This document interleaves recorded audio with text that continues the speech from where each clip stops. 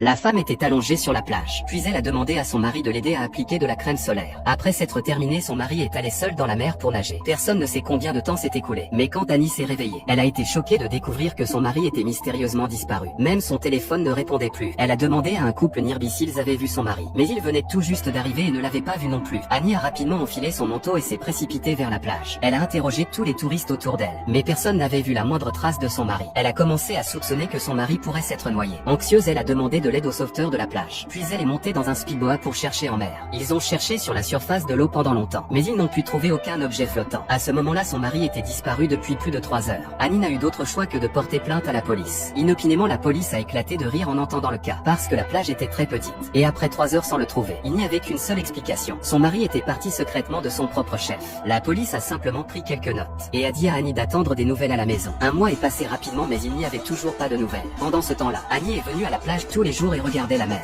Elle espérait trouver quelques indices sur son mari. Il ne s'est jamais montré. Un jour, elle a soudain reçu un appel téléphonique. Excitée, elle a pensé que c'était son mari. Mais quand elle a répondu, elle s'est rendue compte que c'était simplement un appel du service client de l'hôtel. Annie est tombée dans un profond désespoir. Où était exactement son mari allé? Alors que les vacances d'été se terminaient, Annie n'a eu d'autre choix que de retourner à l'école pour enseigner. Le premier jour de son retour, elle a été surprise de découvrir que le sauveteur, auquel elle avait demandé de l'aide auparavant, était devenu son nouveau étudiant. Ce qui l'a encore plus intriguée. Jacques viendrait discuter avec elle après chaque cours.